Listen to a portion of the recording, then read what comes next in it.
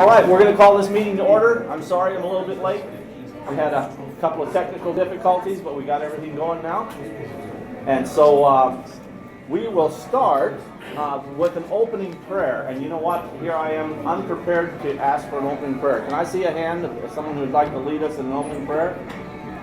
Ellen Weldon. Ellen, would you do us an opening prayer, Ellen? Could you do that? Just an opening prayer for the meeting. It could be anything. Even the Our Father would work. Okay, go ahead, Ellen. Heavenly Father, we thank you for allowing us to come out this evening. We pray that you give us your wisdom to address our problems we have facing us in this state. In Jesus' name we pray. Amen. Amen. Thank you, Ellen. All right, now the flag salute is the fun part here. We always have this led by the oldest veteran present.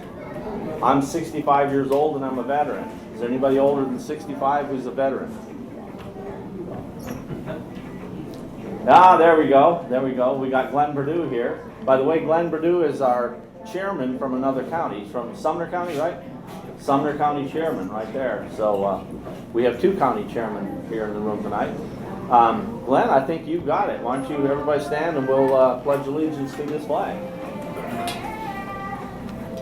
I pledge allegiance to the flag of the United States of America and to the republic for which it stands, one nation, under God, indivisible, with liberty and justice for all. Born and unborn. There you go. Thank you. Okay, Glenn, what branch of the service did you serve in? Air Force. And what years approximately? 69, 72. Okay, very good. And did you stay all in the United States or did you make it overseas a bit? A little excursion overseas. Oh, okay. Visit Vietnam for about 5 months. Oh, very good. Very good. I don't know if you know this, I lost a brother in Vietnam in '69 during that era. Yeah. So, very good. Thank you for your service to our country. Thanks for yours. Okay, well, thank you. I appreciate that. The minutes are professionally done by Brian Koss, and they're on YouTube. You know, it's a new age. So we don't print the minutes anymore. They're on the video, and he did a particularly good job on the minutes of the January meeting, and much appreciated. We didn't have a February meeting because we lost our speaker like 2 days before the meeting, and I sent out the email on that. So the treasurer's report is for 2 months rather than one. That is on the back. Troy Newman is our treasurer. He's not here tonight. He's rarely here, but we have the treasurer's report on the back of the agenda. And if you've had a chance to look at that, I would like to entertain from a member a motion to accept the treasurer's report as read or as printed. It balances to the penny, amazingly. I move to accept the treasurer's report. Debbie Baker, the secretary, is making a motion to accept the treasurer's report as printed. Do we have a second? Glenn Perdue is seconding that motion. All in favor signify by saying aye. Aye. All opposed, same sign. That motion carries. Very good. We're moving right along. We are already ready to introduce our speaker tonight. And tonight we have with us Delton Glasscock, who is our new Sedgwick County chairman. And Delton is here with his friend Jeff. And Delton has been active in national and local politics as a volunteer coordinator and staffer since just 15 years old, volunteering for his first campaign in 2010. Dalton was elected to serve as chairman of the Sedgwick County Republican Party in November of 2018, making him the youngest person to serve in that role. Professionally, he is CEO of Starnes Media Group, a media and advertising firm ran out of New York City. Previously, he served as the field representative and constituent service representative for military and veteran affairs, as well as political director for Congressman Ron Estes. Dalton graduated from Wichita State University in May of 2017 with a bachelor's degree in business administration and emphasis in leadership development from the Cohen Honors College. He currently attends George Washington University pursuing a master's in education and human development in organizational leadership and learning, and will graduate this May. A self-described door holder, bridge builder, and waymaker, Dalton is passionate about coalition building, traveling, and knocking things off his bucket list. Please welcome Dalton Glasscock.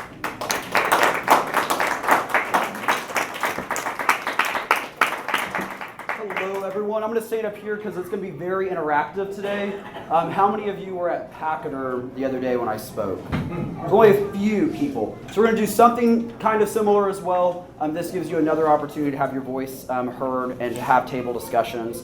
Mark, thank you for the introduction. I appreciate being here tonight. Tonight I'm here to talk about the party, what the party's vision is moving forward into 2020. I know there's a press release that was sent out. I'm not here to talk about any of that. But talk about the vision and what the party's plan is for the next couple of years. And again, I'm here because I want to hear your perspective. When I worked for Congressman Estes, I had the privilege of working in the district office, and luckily I didn't have to move to Washington, D.C. I was very fortunate to do that. And I saw my job here in Wichita as the note taker, not the policy maker. And that's what I see my job here as tonight, is the note taker, to bring back your ideas to the local party. I'm going to introduce Angela Cadillo. She's the secretary for the party as well, and wanted to join today. She's the operation manager for Sedgwick County's ComCare, and she also is the former executive director of the Sedgwick County Republican Party. All right, well, thank you. Thank you for being here. The other members of our team who couldn't join us today is Ben Sauceda. Ben serves as executive director. You may know Ben from his run for Sedgwick County Commission District 2 in 2012. He also serves as a Park City Council person, and he previously was secretary of the party. Tanya Buckingham was the last chairwoman right before me. When she asked me if I'd be interested in running, I told her I would only run for chair if she served as my vice chair. And so she agreed to come back in that role, and she served as vice chair under Sean Hatfield prior to that. Andy Hoosier, you may know him as the voice of reason. He serves as the treasurer. And so we have a pretty good team, a pretty diverse team as well. And we're really energized and ready to go. If you come to any of our meetings, you'll notice it's a different change of pace as well. We're going to bring fresh ideas, fresh perspectives, and also energy into the party. Back in November, when we decided to run, we ran on the motto that we're igniting untapped potential in our party and community through innovation and inspiration. And that's what we want to carry forward for the next 2 years, or I guess year and a half at this point. We also released a platform of things that we were planning on running. My apologies for not bringing a copy of today. I'll send it to Mark. If anybody's interested in it, reach out to Mark, and he'll be happy, hopefully happy to send it out to you as well. I'll be more than happy to do that. So there's 3 kind of categories that we ran on. It was innovation, inspiration, and igniting potential.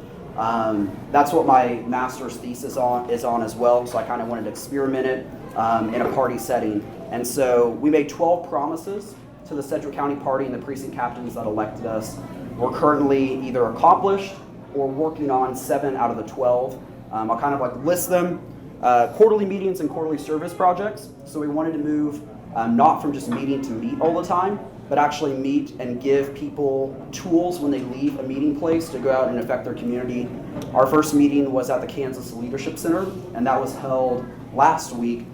We had over 110 people show up, and it was a leadership training on how to tell your story. We kind of got to the brief end of that. People were too talkative and had a lot of energy that we only got to briefly touch on that. But hopefully we'll continue that conversation moving forward. In June, we're having Judge Kevin Mark Smith come, and he'll be talking about adoption. And Susan Humphreys will also be speaking about the Adoption Protection Act during that meeting. Moving on until in the fall, we're going to have a training on social media and try and bring in a couple experts to teach people how to use social media and how to use digital. And we're still trying to find a 4th meeting. So if you have any good ideas, let me know.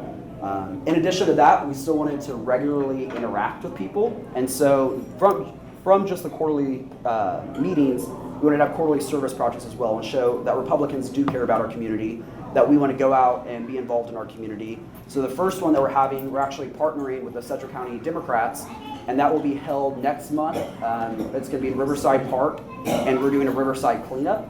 And so we'd love to have you guys out there. We want to show that competition brings success and show the Democrats that. And so we want to see who can collect the most trash and help our community. So we'd love to see you out there. We're planning on writing cards to the military this fall for Christmas as well. And so we'd love to have you out there. And then finally, every quarter, we're also going to have a family-friendly project or something to involve the community in, whether that be a fundraiser, a picnic, something like that. And so we are still going to regularly meet, but we want to do it in a different way that engages different people and brings people in. Unfortunately, we don't live in a time where people are going to reach out and purposely try to get involved in the Republican Party. I think we have to go to where they are. And so that's why we chose to kind of restructure in this way. In addition to that, we want to have a 100% increase in fundraising. So far, we're on track to do that pretty significantly, actually far more than 100%. The past 2 years, the party had only raised $17,000, and right now we're at over half of that, and we're only in the first couple months without doing an aggressive fundraising plan. And that's in hopes to, if we have to have a caucus, the Sedgwick County Party hosts the largest caucus in the nation. It was the largest caucus in 2008. It wasn't in 2012 or 2016, but it's the largest caucus. There's the possibility that could happen if there was another candidate, and so we want to be ready for that if that does happen. In addition, we also want to better support our affiliate groups and organizations. We have the Black Republicans, we have the Teenage Republicans, the Young Republicans, and we want to give them the resources to be able to go out. Somebody's much more likely to be involved in the party if they first make a contact with a Young Republican organization or a Republican Women United than they are to directly come to the party. So we want to better support them as well.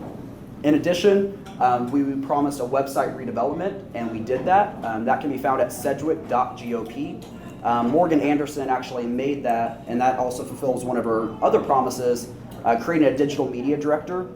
Morgan previously worked for Senator Pat Roberts as his digital media director, and she has since then accepted the role to be digital media director for the House Republican Conference.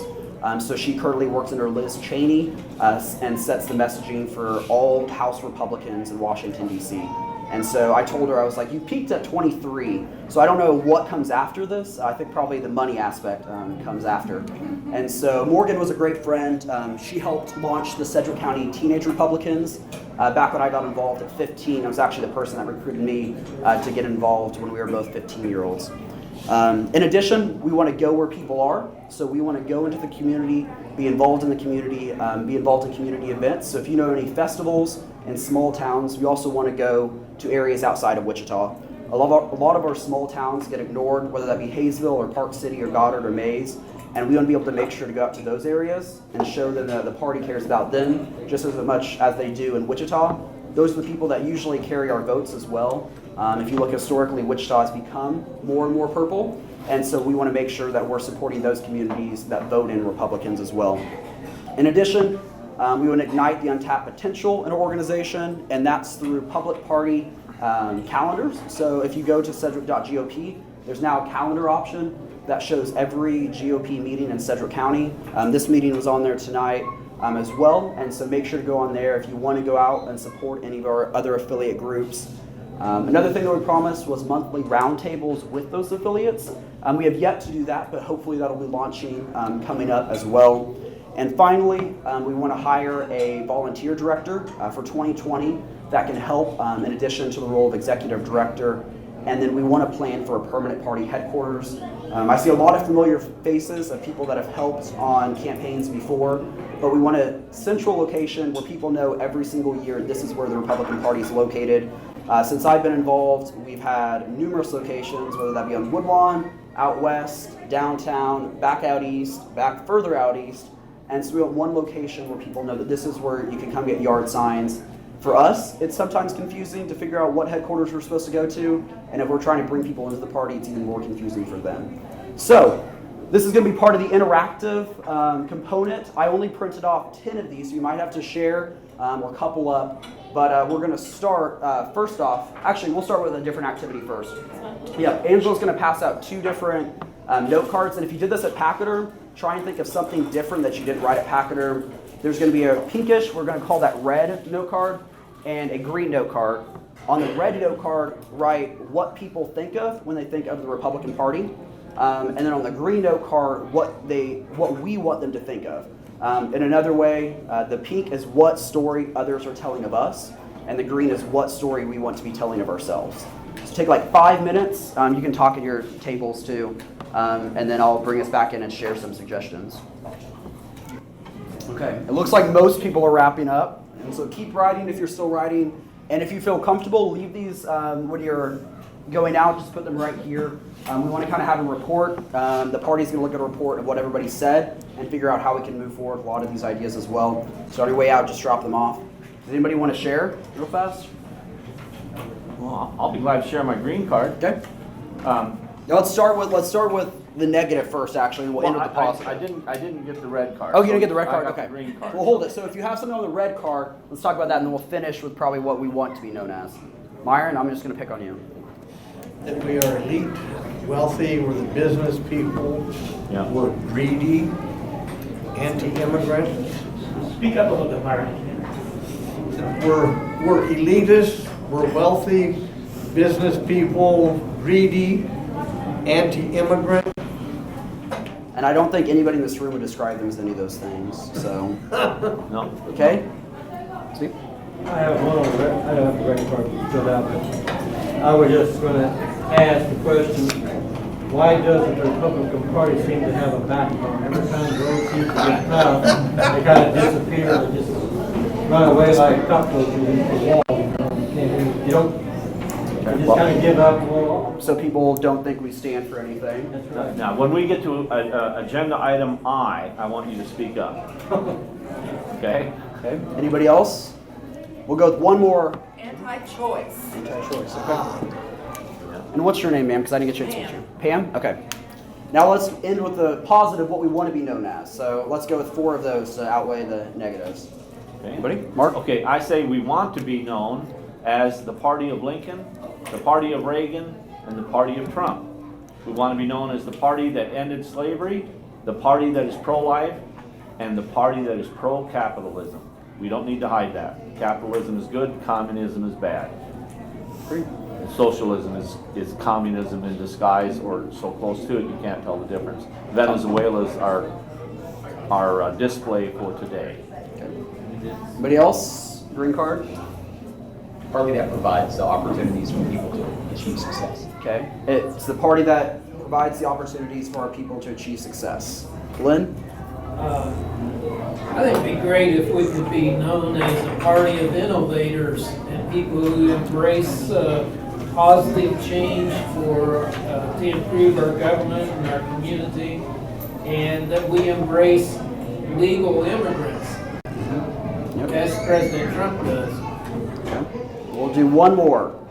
That's something I've always, We'll do 2 more then. Myron, and then we'll go over here. Sorry. what I've always seen about the Republican Party is we're an open party and we're big tent. We're non-intersectional. Everybody's welcome. We don't try to form up little groups. It's like, here's the tent, everybody's welcome. Civil Rights Party. The Civil Rights Party? Yep. That goes right along with slavery and pro-life both. So I think those are great things, and obviously there's a gap between what people think of the party and what we're known as.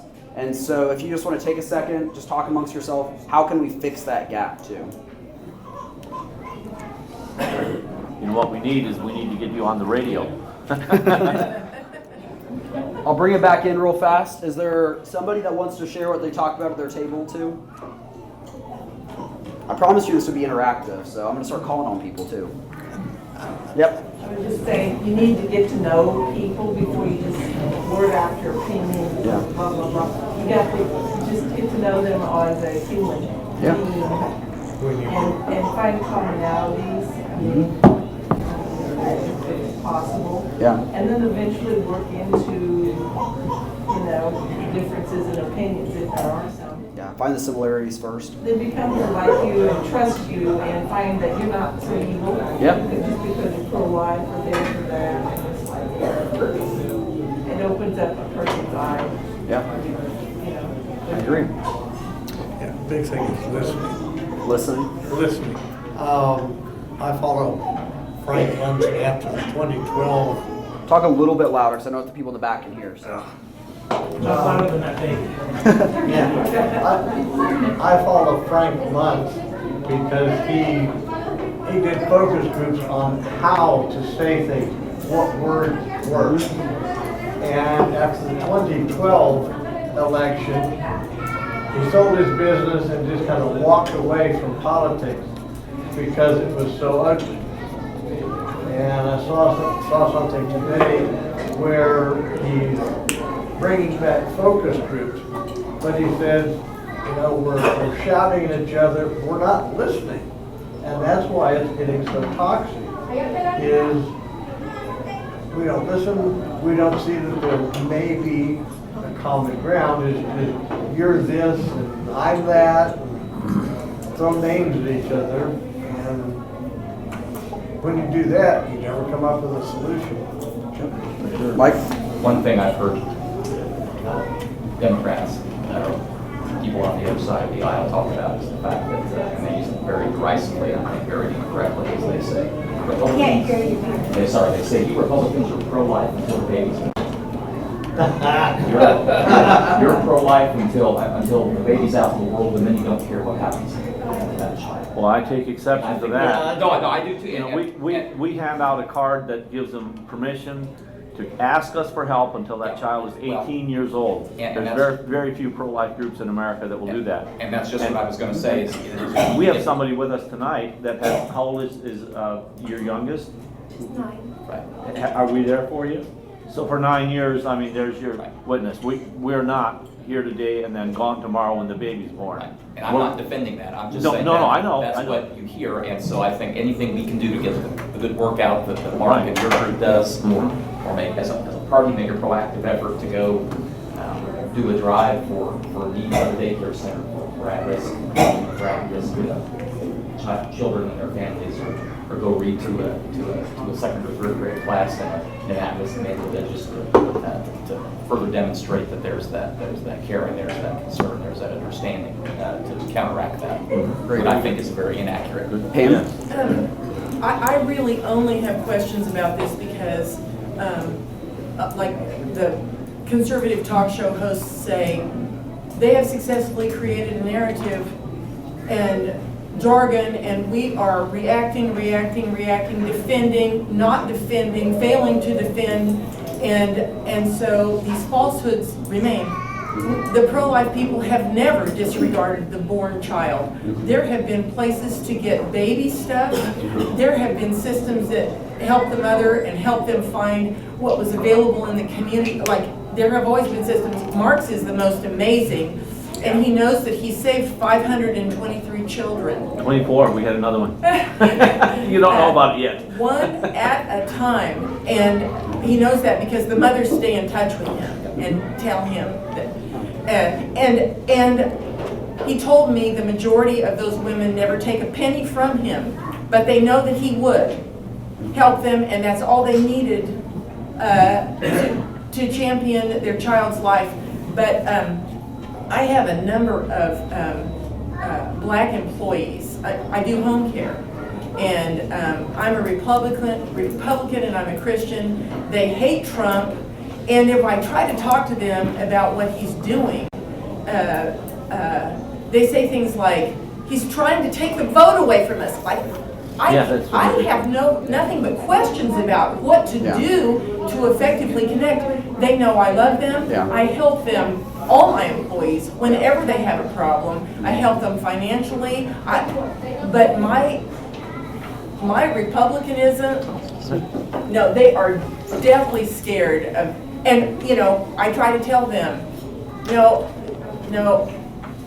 it was Republicans that championed your freedom from slavery, and it was Democrats that continued to enslave you with unjust laws, and it's like I'm speaking Greek. I have no idea. I haven't said anything when I was following that rule, because the apostles say don't say anything. And I'm hearing the stuff said here. You will never pander or placate the left and the non-whites enough, they will go to the left faster than I can still talk on myself. Pretty fast. So this stuff, oh, if we could just tell black people this, if we could just show them how much we love post-born babies and so forth. The problem with the Republican Party is, in the past, before Trump, it hasn't stood for much. It talked a good talk, but it hasn't stood for limited government. It hasn't stood for civil rights. It's never stood up against diversity or affirmative action because it's afraid to. It's intimidated by the racial issue. And frankly, when I hear people, and I hear a lot of Republicans say, oh, we've done stuff for the blacks since 1856. Okay, but you say you're against discrimination. What do you do now? Does the Republican Party treat races differently? Yes, it does. It, just like the Democrats, it panders to certain ones and looks down on the other ones because they can get away with it, and it's afraid. The Republican Party has been a party of fear and a party where Democrats ring the bell and say, prove that you're a good Caucasian, prove that you're a good this, and the Republicans are like lapdogs. Okay, if we do this, will you think we're okay? If we do this, will you think we're okay? All right, that's my mini rant. Okay. Well, I'm going to bring it back in after that.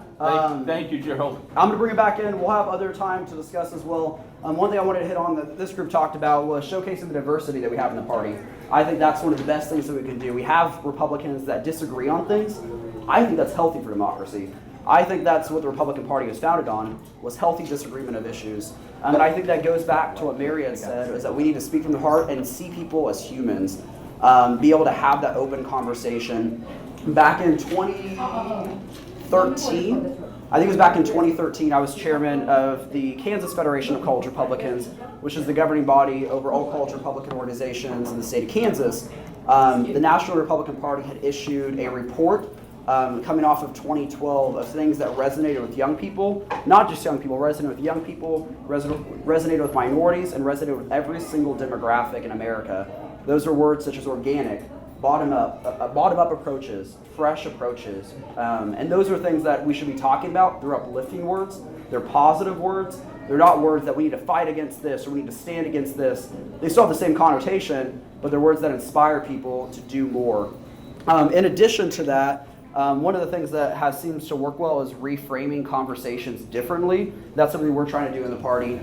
Instead of talking, yes, we all agree capitalism is great and that's what built this country. There's people outside of us that don't agree with that. And so the conversations that I have with these individuals are taking it to specific areas of their life, such as Uber versus taxi cabs. How Uber's changed the market because it brought more competition into the market and made people, and Ubers even among themselves, I don't know if many of you have driven in them, compete against themselves so they get a higher rating, so they get more people to ride with them. The same thing with Airbnb versus hotels. Airbnb has run some hotels out of the market because hotels have become complacent. Airbnb allows people to compete with one another, to be able to offer the best quality to individuals and then also cut costs. And so that's how I explain capitalism to a lot of people that may not know it or think it's an evil word, is talk to them differently and talk in a different way about things.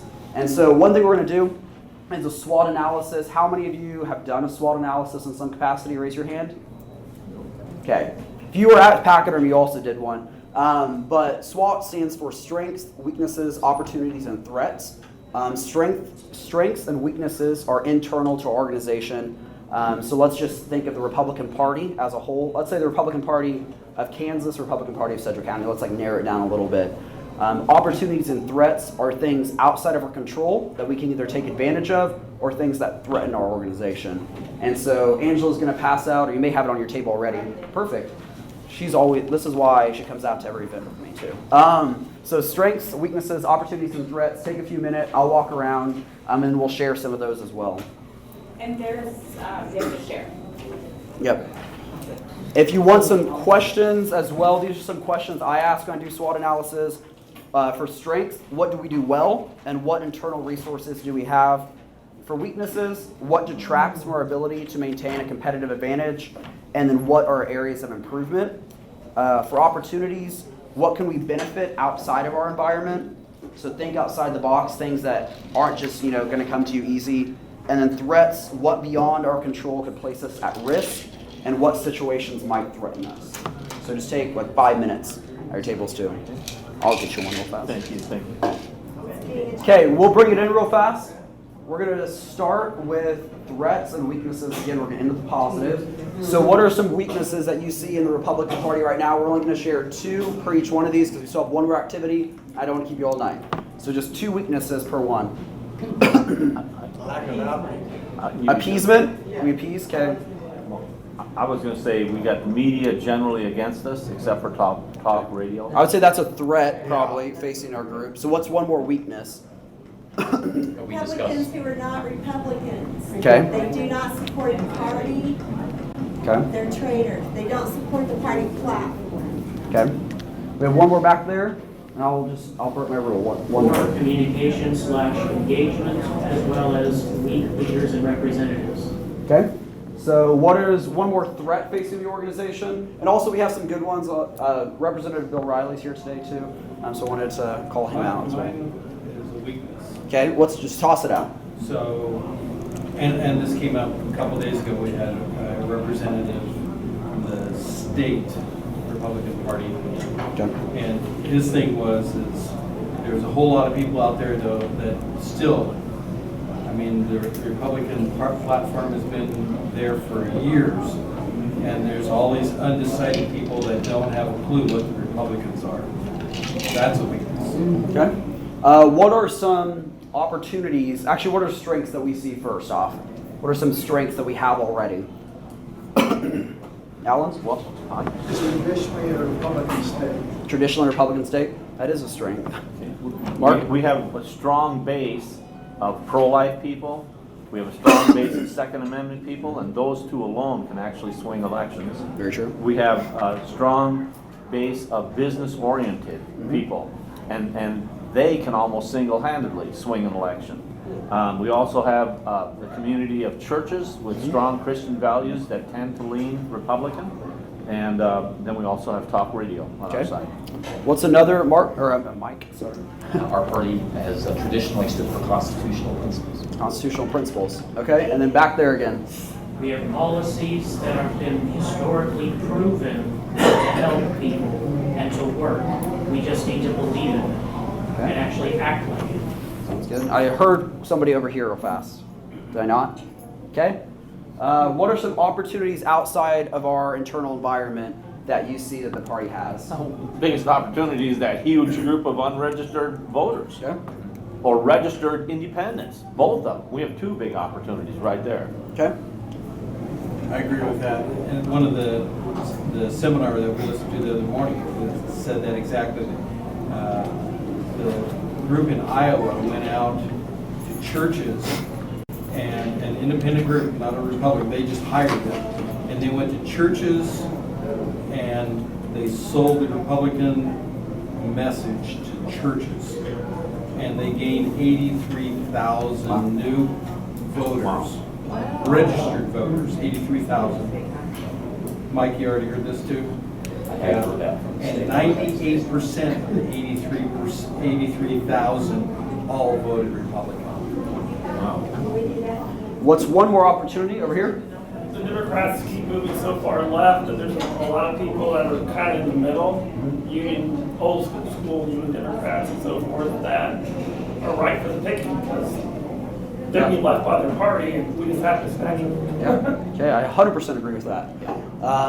Okay, well, we'll move on to one last activity. Again, we're kind of short on time. It should be on your table as well. It's a SMART goal analysis.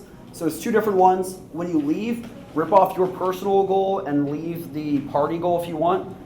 SMART, let's see if I can get them right. Specific, measurable, achievable, relevant, and timely. I was close, I missed one. And so try and make sure your goal achieves all of those things. And then just take a few minutes just to write that down and write down the party one first. You can take home your personal one so we can have a short Q&A too. Okay, we'll bring it in real fast just because we're short on time. Again, if you did write anything down on the party goal, just leave it here so we can take it back and look at it later. And then also your personal goal, take that home. If you're interested in a personal goal, either just for your life or a personal goal to help the party as well. Today, we kind of went in similar principles of what we did at the Kansas Leadership Center a week ago. We started by diagnosing the situation. We touched on how we could energize others in our community, and then how we can intervene skillfully was this kind of last component. which I believe are the three components the party needs to do to bring people in, to welcome new people to the party, and also expand that tent. And so I'll open myself up for questions now. Other than that, I'll try and get you out of here by 8. One technical one right up front. Bud Henson used to run the Capital Trust program. And of course, he passed away. He's a good friend. What is with the Capital Trust program right now? Yeah, so we still have the Bud Henson Capital Trust. It's a $100 donation to the party, and that's yearly. You can either do that in a reoccurring monthly donation of, I think it's $10, so you're actually paying $120 by the end of the year. But you can do that online and just do a recurring monthly donation. You can write a check to the party for $100, and again, that goes to the Bud Henson Capital Trust. We also launched a couple different sponsorship levels. So the party can raise more than any individual campaign, which is a benefit that we have that we're able to help in the general election. So we have the Keeper level, the Sunflower level, the Dole, and the Eisenhower. So it's $250, $1,000, $2,500, and $5,000 too.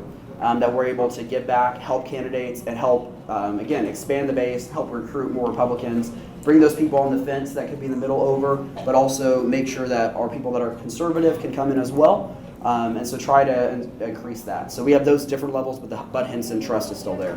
Okay. If all of our precinct captains alone donated to the Bud Henson Trust Fund, we would have $26,000 a year increase. So. I just want to sort of plug in, his name is Lund, LUNTC. The book is probably the best. It's words that work. It's not what you say, it's what people hear. Yep. That's Words That Work. It's not what you say. It's what people hear by Frank Lunt. He was actually the one that did that report I was talking about from 2012. He was the one that did the report for the College Republican National Committee.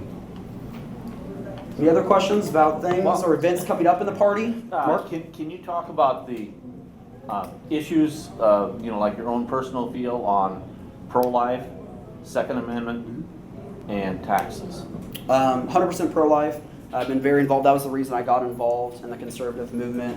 I remember going out to KFL. I'm not Catholic. I went to Pathway, grew up with Pathway. I now go to First UMC downtown Wichita. I moved downtown. And so, but I would always go to KFL events, and they would always start saying the rosary. So I ended up learning the rosary from KFL, not being Catholic. And so I was very involved in the pro-life movement. Both my grandmas were involved in the Summer of Mercy. And so I come from a strong line of pro-life women. My grandmother was asked to get an abortion. She chose life, and so I'm a product of a woman that chose life. And so that's why I'm very passionate about that issue. Second Amendment, I love going and shooting guns. I haven't done it in a really long time. I'm probably about as pro-gun as you can get, too. And then taxes, I believe the limited government is the best government. And so the more we can get government out of the lives, and I believe that resonates with most Americans as well, that we should protect life, protect ourselves, and also get the government out of our lives. So. Beautiful. Yeah, good. Do you have any exceptions, like, under what circumstances would you think abortion should be allowable? So I used to, when I was getting involved starting out, and it was in 2010, I worked on Wink Hartman's campaign when he was running for Congress then. And I had a woman named Karen, it was Karen Taylor, it's now Karen Shorter. She previously worked for KFL, but she was able to talk me through a lot of those issues over the course of the entire time working on that campaign. And so I'm pro-life, no exceptions. I'm pro-life from conception to natural death. One thing that I probably disagree with the party on is the death penalty, and I know Mark has had those things as well. I believe if we're going to be pro-life, we should pro-life 100%, and we should do it from the start to the end. And so you and I disagree with the party, because I'm against the capital punishment as well. So it's a matter of principle. If life is God's to take or give, then we should do that. And we can lock up a person better than we can execute them. We can lock up a person where they're not going to damage society any further. So anyway, we won't get into a capital. Yeah, exactly. Well, one thing I've tonight, seen just talking to people, not about this issue, just about issues in general, is people want us to have consistency. They want us to not have exceptions. Like if we believe in a principle or we believe in something, they want us to believe. Well, how about rape? So, what was that? How about in the case of rape, if a mother's pregnant and I'm pro-life 100%. and I think that's, you know, a tough decision, but I'm pro-life 100%. So, any other questions about the direction of the party, what we're planning on doing the next 2 years? I'm happy to talk about them. If not, you guys can take off a few minutes before 8. Well, no, I got a couple more agenda items here, but let's give Dalton a great round of applause. Dalton, this went much to my surprise, really, really well. I'm really glad that you're our chairman. I think that your enthusiasm and everything is valuable to us. I hope that you meet all your goals, and I'm looking forward to seeing the platform. I guess I have one more question, if you'll allow me. Yep. Is there anything on the platform that you don't personally sign on to, that you don't really believe in? Is there anything on that platform that you won't fight for? We just stated the death penalty. So So the death penalty. Okay, good. I mean, and I haven't seen the Sedgwick County platform. It's the same as the state platform. Okay, fair enough. All right. Debbie, go ahead. To that, I've heard rumor that you don't support convention of states, even though it is in the Kansas State Party platform. I mean, I don't know enough about issues. Again, my job as chair, my job as chair is to elect Republicans. There's going to be Republicans that disagree on issues, and again, I think that's healthy. I think we should have Republicans that disagree on issues, and so I don't know enough about that particular issue, and I'm not going to get caught in a trap of answering every single stance of the party's platform. However, I do believe that it's healthy to have diversity of issues. I think it's good to debate those issues, and I think that's why we're Republicans, is because we can have that open discussion. Okay, so go ahead. Do you have another question, Pam? I'm extremely interested and excited about the remark about appealing to the churches and being successful in doing it. And whoever did that, we need their game plan, and then we can find a church and start in. Do you have a contact in Iowa that did that, or How did they do that? What did they actually do within the churches? They didn't just go say, be Republican, be Republican. They did something to help the people process through to go. I'm not for sure. I haven't heard of that yet. I haven't heard Kupperman. I'm assuming it was Chairman Kupperman that spoke about that, right? I haven't talked to him about that particular thing, but I can get more information. And probably get Dinesh D'Souza or Jordan Peterson or somebody like that. That would do it. How many of you listened to Jordan Peterson? Let me see a show of hands, or even know who he is. Don't know. Don't know. Please write down this name: Jordan, Jordan. Peterson, Peterson. And if you want to see one of the best, kind of get an overview of like a year's worth of talk sessions and so on, look up Jordan Peterson interviewed by Dr. Oz, O-Z.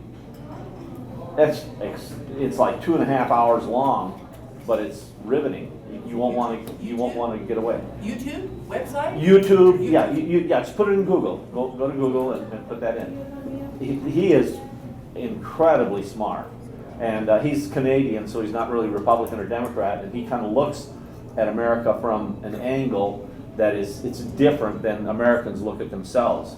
And I think that you will really enjoy what this guy has to say. He's just incredibly wise, not only for personal reasons, but for party reasons and social reasons as well.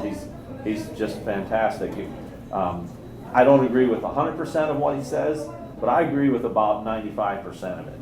And I would love to argue with him on the others, because I can't say enough good about him. So, and if you have young kids, let them listen to him too. His truth is so available. It's like he speaks, to an 8th grade level or so, and outstanding. So I can't recommend him strongly enough. That closes out agenda item H, which means that we are on agenda item I. And this is kind of where we're going to have to get either nasty, or we're going to be I don't know what we're going to do. What, if anything, should we do when we have a Kansas Senator, Jerry Moran, siding with the Democrats in doing nothing but embarrassing Trump on a case that had nothing to do with whether the wall was going to be built or not, but just for whatever reason, I don't know. I want to at least have, as an organization, either call him to come here and answer to us why he did that, why his vote was with the Democrats, I'm embarrassed to see a Kansas senator's name on something that was a ploy, a stupid game that had no real function in governing us, and it was just to embarrass the president, and Jerry Moran is signing on.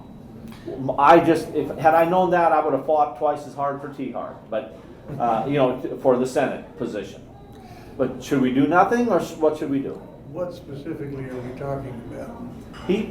The Democrats had I'm sorry, I don't have the number here with me. Maybe somebody can help me with this. I think there were 11. Huh? There were 11 people, Yeah. Republicans that voted with them. Right, okay, Trump is trying to build a wall, the Democrats control the purse, they can't get the money. And they played 55 different games of how they're gonna keep Trump from getting the money. Yeah. Trump has currently said, okay, I'm gonna do it by declaring an emergency, and therefore I can get around your refusal to give me the money to build the wall. Okay, so the Democrats are trying, you can't stop him. He can do that unless they can if they could override his veto, they could stop him. There's no way in the world they're gonna stop Trump from building that wall. He's gonna do it. So all they can do is embarrass him. So the Democrats put together a resolution stating that building the wall was not an emergency. And Jerry Moran, for reasons completely unknown to me, signed on to that.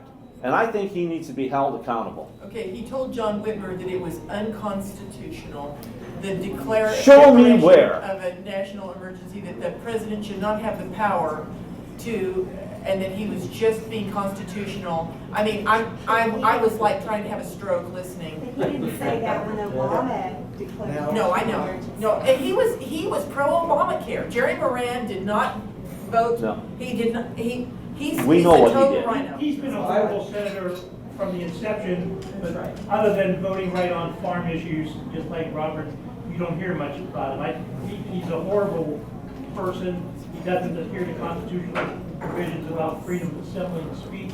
And this sounds good, just like you said. They've ignored last 30 years a dozen, maybe 5 dozen things where the executive exerted too much power. And that certainly is an issue of the executive having too much power. But they're picking this not as a matter of principle, but to say, oh, we're independent of Trump. It's true. We've grown, we're higher than that.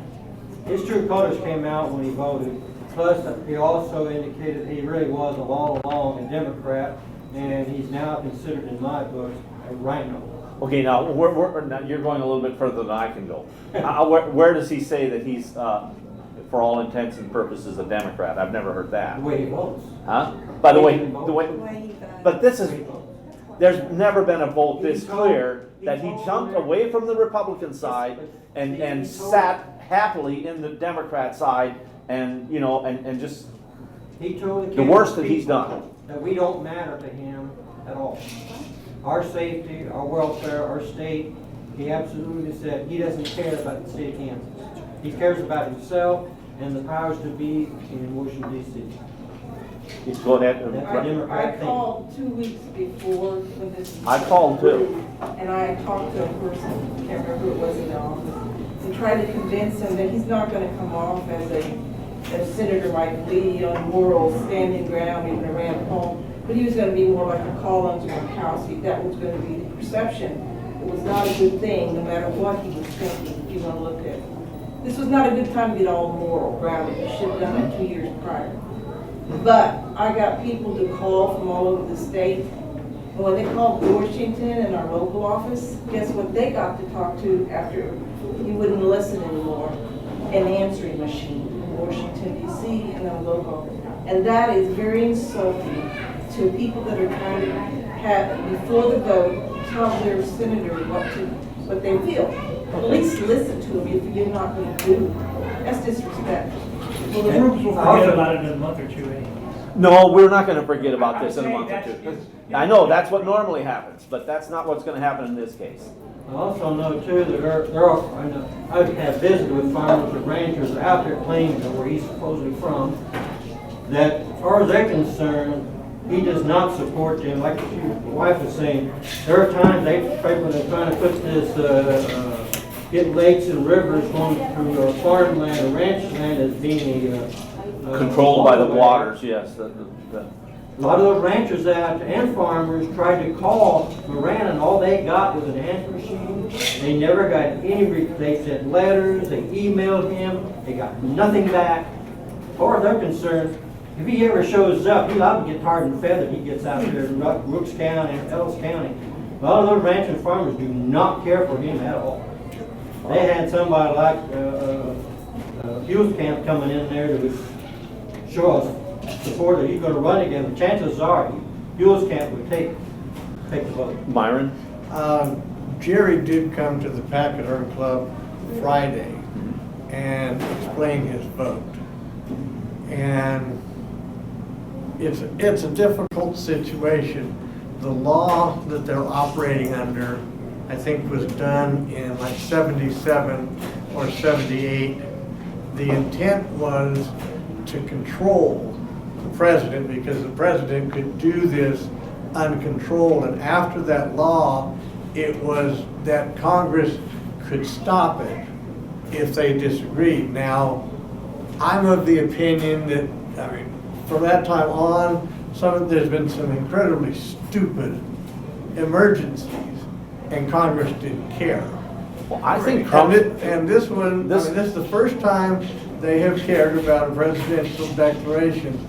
The problem I have is I follow two different constitutional law experts, and they disagree whether it's constitutional or not, because it's fuzzy, and that was the purpose of the law, was to rein in the imperial power of the president. It's the first time it's been used, and so it's First time it's been used by Trump. That's the first time you've been, the overriding. It's the first time it's ever been tried. Right, first time it's ever been tried to override. Everybody else just, Obama gets it.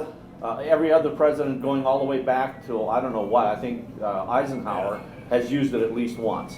Yeah. So I forget it was simply the worst time for him to side with the Democrats. Well, and I think that he should come and answer. Go ahead. One other thing I'm going to add. Now, when Trump was elected, who ran the House and the Senate? They could have helped him out right then and there, right off the start. We know what happened. They snowballed everything. Well, we showed the film. We showed the film Road to the White House, and it really showed that very well. Trump had to fight his way into the Republican Party, but now the Republican Party has a rebirth. It's a new party under Trump, just like as new as it was new under Lincoln. If they would have just followed along, wouldn't have to do this. They wouldn't have had to have this type of vote. But I agree, but I think that's another issue. That's the only reason the Republican Party has a problem. Well, People see that. I think so too. It should probably end up on this. It should probably end up on this weakness list. But because of that, still leftover simmering hurt feelings and we could name a number of people that haven't outgrown the 2016 election. But that's history. Come on, it's 2019. So anyway, I would entertain a motion to invite Jerry Moran to speak to this group, to explain, as he did to the Pachyderm, to explain his vote. And well, first of all, let me see a show of hands of people that support Jerry Moran in siding with the Democrats. You support him doing what he did? I supported his decision personally. I thought it was the right vote. You really did?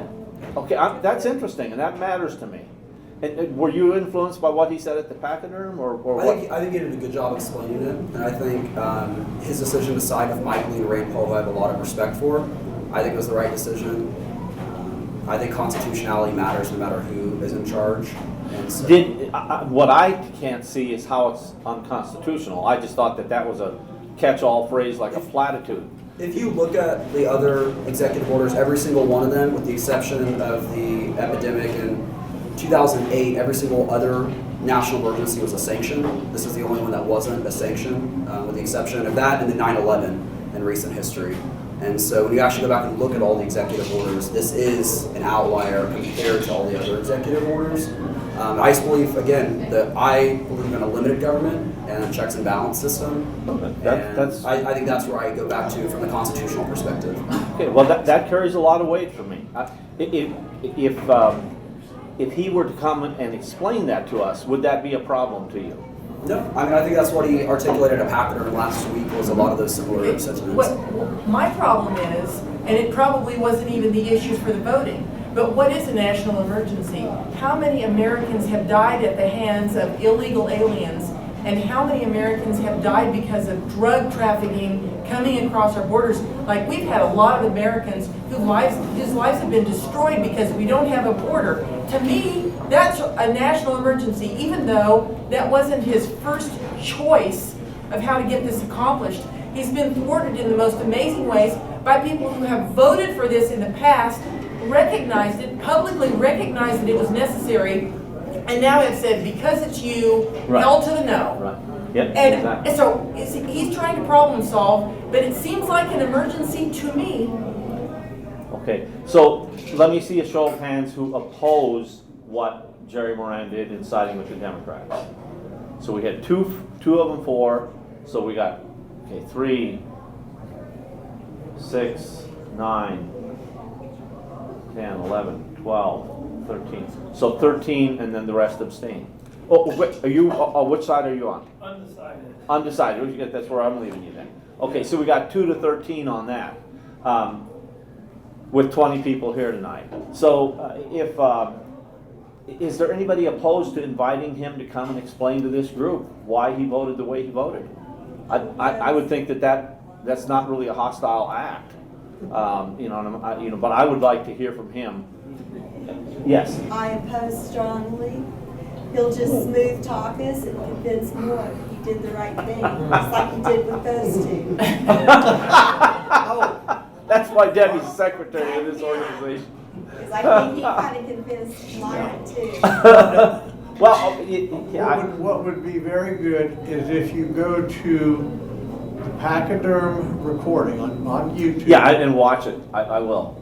Jerry said, and he's on the recording of that day's Pachyderm Club. Many of the Pachyderm meetings are recorded, and his explanation is on that recording. But if he has a logical explanation, I'll be the first to say, you were right and I was wrong. But right now, I'm not happy with it. Like I say, my problem is two very strong constitutionalists disagree, and it's like, You're saying they disagree with each other. yeah, one says it's constitutional, one says it's not, and I think the deciding factor isn't allowing an imperial president. It did with Obama, because he did DACA as an emergency, which bypassed Congress, and it's iffy. Congress should be doing its job. If Congress was doing its job in funding the wall, there wouldn't be an emergency. Correct. But if they're not going to do their job, do we want a president that rules? And that's kind of, He's supposed to, and that's constitutional, then he should protect us. He is commissioned to protect the American Yeah. people and our sovereignty. so are they. And if Congress disrupts that, then he has every right to call the emergency. Constitutional. Jason, you have a point? Constitution. Jason, go ahead. Well, I think there's the operational side with what you guys said originally. That's like the timing of it all. If it was, we are going to in 2012 try to do away with executive orders because we want to rein that in. I think I'm for that because it is, once Democrats take control, climate change is going to be, it's going to be a national emergency, whether we like it or not. And they're going to spend millions of dollars on X because they think it's a national emergency.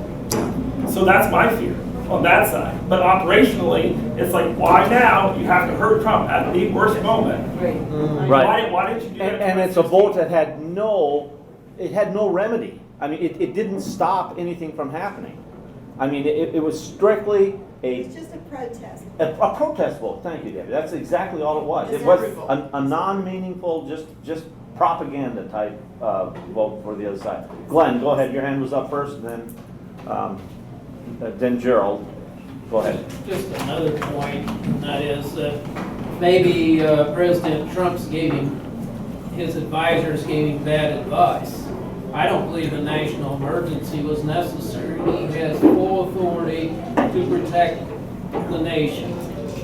He didn't need to declare a national emergency. He could have just told the military, build the wall. I mean, the United States built many military bases in Syria, Air Force bases, and there was never any thought about that in Congress. He just needed to do The it. question is funding it. That's There are the. issues dealing with private land along the border, and that might involve eminent domain.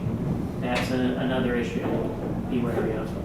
Cheryl? Just briefly, your friend Lincoln during the Civil War spit on the Constitution, and he admitted, he said, well, but if we don't take this medicine, then we won't have a country. And frankly, I understand what you're saying about the Democrats, but this country doesn't have problems.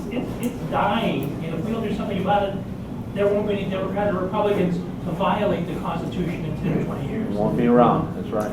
Well stated. Okay. Any other discussion before we have to move along here? But any other discussion on this? Because I want to bring it to a vote. Oh, Beverly, go ahead. I would like to see Jerry Moran come, but I'm very pessimistic. I don't think so. Yeah, I don't think he will either. But I'm wanting to get it, to make a motion to invite him to come and explain his position. Are you seconding Beverly's motion? So is she making a motion? Why? That's what it sounded like to me. I'll go ahead and invite him, but I don't think he'll show up. And that's a motion. That's a motion. You want to second that? Anybody want to second that? Pam is seconding that motion? I would Huh? offer an amendment. I think rather than making a decision tonight, I would invite everyone to look at the discussion, at his explanation, and vote on this next month. If we still Yeah, but then it gets too far out. I mean, it's still a hot issue now. I think he's already made an explanation. It may not be adequate for people, but I don't think he should have to come here. I'm not a constitutional expert, but I've read the darn thing, and I'm having a hard time seeing how in the world he has cover for saying it wasn't constitutional. I need to hear from him. Okay. But Well, that's I where I'm didn't at. need a second, so that's- So I need a second. I can't second it myself. Oh, we got a second already. So all in favor of inviting Jerry Moran to come and explain his vote on embarrassing Trump's effort to build the wall via an emergency declaration, signify by saying aye. Aye. All opposed, same sign. No. You know, we don't have to see hands. All that want us to invite Jerry Moran, show your hands. 1, 2, 3, 4, 5. I can vote. So 5, all opposed? 2, 3, 4, 5. Tied up. Fails on for the sake of the minutes on the video, it fails on a tie vote. So we'll leave it at that. So, it's probably a good thing that Dalton was here, because you changed the course of history. That's terrifying. So. But don't laugh. I'm going to brag here a little bit. It's going to maybe sound like bragging, but I have to do this. We're into the next, it's actually agenda item M, which is not showing on yours. So let me just keep everything in line. But when we get to M, I'm going to explain something. So the Wichita Packeter meets on Fridays at noon on the 9th floor of the Ruffin Building. If you've never been there before, your first meal is on me. Just go in and tell the person who's taking the money that Mark Eaton is coming and he's going to pay for it. So the first meal is on me. After that, if you would like to attend, you can join and buy your own meals, but the first one is on me. It's every Friday at noon, except for 4th of July, Christmas, something like that, then they won't have it. But item K, the Kansas Coalition for Life, urgently needs additional help on site. Pam here is a new person. I think you're taking about 5 hours on Fridays. Really need more people like her, but if you'll even give us half an hour or an hour, would be all I'd ask. We definitely need more help. We got a new truth truck now, and we want to set up at Planned Parenthood as well as at the Trust Women Abortion Facility. The next regular KRA meeting is on April 25th. Write that on your calendars. We'd love to have you here again. And item M, which is not showing on your agenda here, we have a presidential preference convention coming up again with the National Federation of Republican Assemblies. And I don't want to brag here, but in 2015, when Trump was still considered to be a joke by just about everybody, the National Federation of Republican Assemblies had their presidential preference convention. I left Wichita planning to support Rick Santorum, who was a friend of mine and somebody who I'd known through the National Federation of Republican Assemblies for many years, and I went planning to support him. On the way, someone called me and said, haven't you heard that Rick Santorum's campaign won't let him come because Trump agreed to come, and Rick Santorum's campaign was afraid that the optics would be bad if people toppled over him trying to get to Trump. And so Rick Santorum decided to not come. And I said, well, here I am. I'm already halfway through Missouri. I'm not going to turn around and go back to Kansas. I said, I'm going to go check out Trump. You know, I've been watching things about him, and I thought, well, I'll just give him the tough questions on pro-life and on everything. And, you know, Trump stayed up there and answered questions for us for, you know, practically all morning. It was crazy. He was up there, and we badgered him. There was 91 of us delegates there. We badgered him with every question, every embarrassing thing. The stories that the media tells and the stories that he tells you how it is, you know, like the one that came up, his bankruptcy, turns out to be a situation where it was a personal friend who was being screwed by the bank, and he was just trying to put the screws back to the bank. He owned at that time like 200 different companies, and this is one of them. It's not like he was totally bankrupt. That particular one company that the bank was acting stubborn on, and who would not, you know, they wouldn't even take Trump's phone calls. Trump said, look, this guy's going to turn this thing around. You know, I'm sure he's going to make it. And, you know, and just give him a little more time, and, you know, whatever. Anyway, so that the bankruptcy thing went by the wayside. Then we started grilling him on pro-life. He wasn't real polished on pro-life, but his heart was in the right place. We grilled him on Second Amendment stuff. And the guy was, you know, he was unpolished.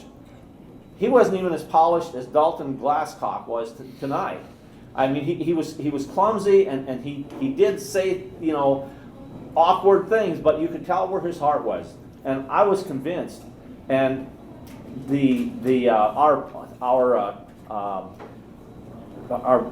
rank and file of the National Federation of Republican Assemblies was going for Ted Cruz, Debbie's favorite. And so, you know, here the Ted Cruz people wanted to just run this thing, just wanted to just run the table, and, you know, Cruz is our preference, and that's it. And myself, and a person who was not a friend of mine in the past, because she and Sharon Angle, some of you know Sharon Angle from Arizona history and her propositions in Arizona on property tax. Sharon Angle and I were real close friends, and Sharon Angle's primary enemy is Sharon Ford. But Sharon Ford was president now of the National Federation of Republican Assemblies. Sharon Ford and I both like Trump. And so Sharon Ford and I got a coalition together, and we got Trump all the way up to second place. And so that was the news that left. In fact, that was the media that was there took more news about Trump gets second place. That was the news. Of course, Ted Cruz got first place, but everybody expected that. What nobody expected was, because Sharon Ford and myself, and of course, you know, I didn't do this to get a picture with Trump. Trump wanted to talk to me because he was wanting every vote he could get out of the 91 people, and he knew that Sharon Ford and I were the ringleaders. And so, you know, I'm very proud to have played that little role back in 2015, which led, you know, he could have made it to the White House in 100 different paths. it just happens that the path he took was for one day through Sharon Ford and myself. And I want to invite you to be part of our next convention, which is this year, 2019. And if you're interested in going, it won't be in Kansas. It will be, I think, in Georgia. It's going to cost a little bit of money. You know, we don't take it out of our. You see what we have, like $800 or something. You know, I mean, we're not. You're gonna have to pay your own way. But I have got 7 delegate slots, so myself and 7 of you guys can go. Now, of course we leave spots for any of the executive committee people, and but I'd love to have you there. I don't know who. You know, we don't say who we're going to support again, but I would. I'm supporting Trump. I can tell you that, and I think everybody's happy with Trump. So if you want to do that, get with me after the meeting, and we will talk about getting you lined up for that. But we need to start now, and we don't even have firm dates on anything yet. So, but our convention is coming up. Something I wanted to share with the group. I had the good fortune when I was in Topeka. Corey Lewandowski, who was Trump's first campaign manager. He's an NFRA friend of mine. I know him very well. He was there for a fundraiser for the State Chamber of Commerce. And most of it was just stories about him and Trump. And the one that he told that I think everybody should hear is, they were on the phone, Corey was at home, and Trump asked him, he said, are the boys there? I don't know, he's got several boys, several sons. And he said, yeah, you know, they're right here. And he goes, put me on speakerphone. And he said, yeah, you know, the kids are like, oh, really, I want to listen to the president on speakerphone. And he said, I want you boys to know that if it wasn't for your dad, I would not be president. Wow. And he said, you didn't have to say that. But he said, that's the kind of man that you don't see. Yeah. But he said, you know. Well, that's wonderful, and I think Corey did a whole lot for him. Corey had a whole. He was a banquet speaker one time at a recent event, at a 2018 event. And he told us it was like, you know, no media allowed type thing, and he told us all the things that can't be spoken of publicly, but there was some laughter and there was tears, and it was just amazing what had happened. I move to adjourn. Okay, we got to move to adjourn. I think that's appropriately called. Do we have a second for that motion to adjourn? Debbie seconds that motion. All in favor signify by saying aye. All opposed, same sign. We're adjourned.